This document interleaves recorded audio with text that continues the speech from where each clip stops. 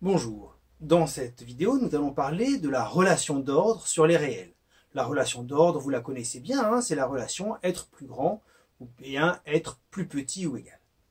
Alors, pour cette relation, on connaît un certain nombre de propriétés. Par exemple, si A est plus petit ou égal à B, alors A plus C est plus petit ou égal à B plus C, et ceci, quels que soient les réels A, B et C.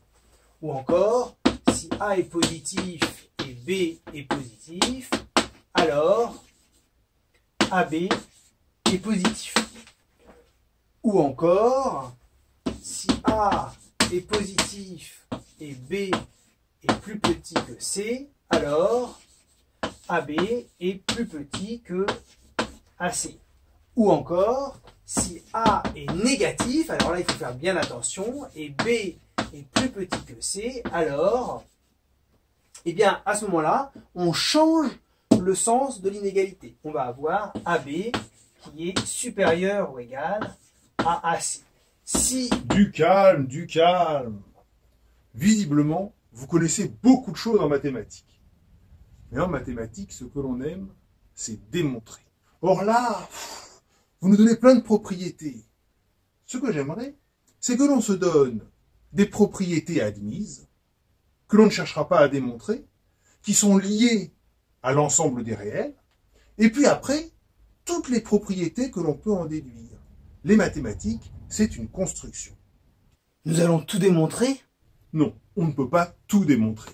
Pour cela, il faudrait partir de définitions rigoureuses de l'ensemble des réels, de la relation inférieure ou égale, et on verrait quelles sont les propriétés qui sont liées à la construction de cet ensemble, de cette relation, puis on pourrait en démontrer d'autres. C'est un petit peu lourd. Ce que nous allons faire, c'est que nous allons partir de propriétés admises sur les réels, sur la relation d'ordre, et nous allons déduire les autres relations. On va essayer de se donner un minimum de relations. Et pour commencer, nous allons voir les relations qui ne font intervenir aucune opération. Ensuite, nous verrons celles qui font intervenir des opérations. Des relations comme A est plus petit ou égal à A pour tout A, évidemment.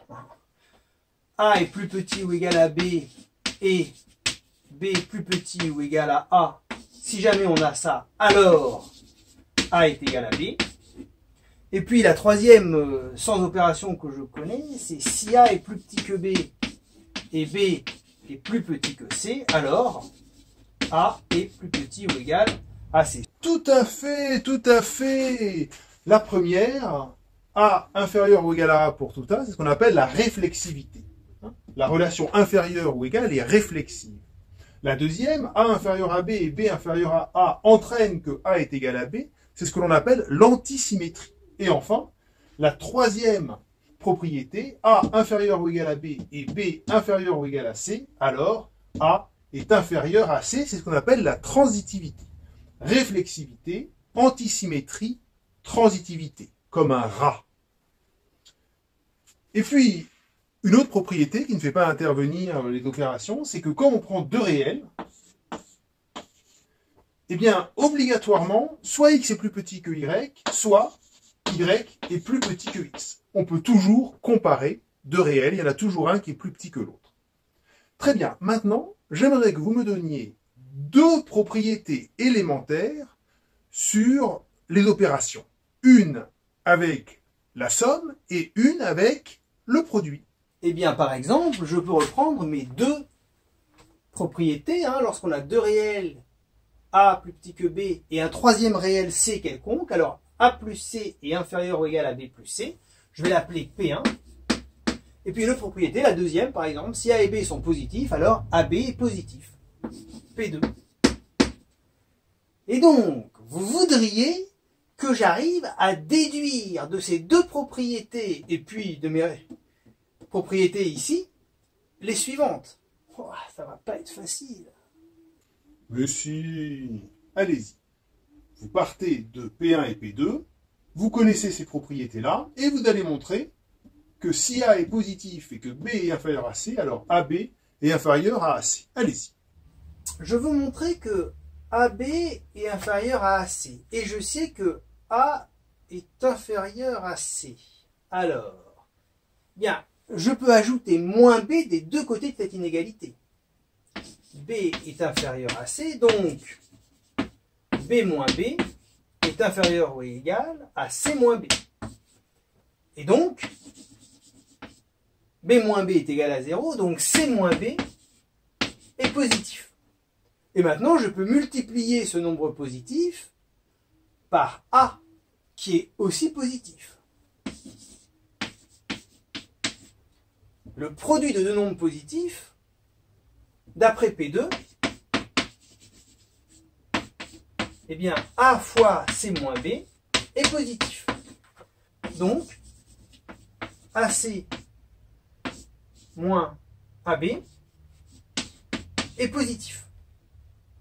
Et puis maintenant, pour passer de cette inégalité-là à celle-là, eh bien, il faut que j'ajoute AB, c'est la propriété P1. Donc ici, ce donc-là, c'est P1. Et ici, de nouveau, je réutilise P1. Et donc, ça me donne AC moins AB plus AB est supérieur à AB.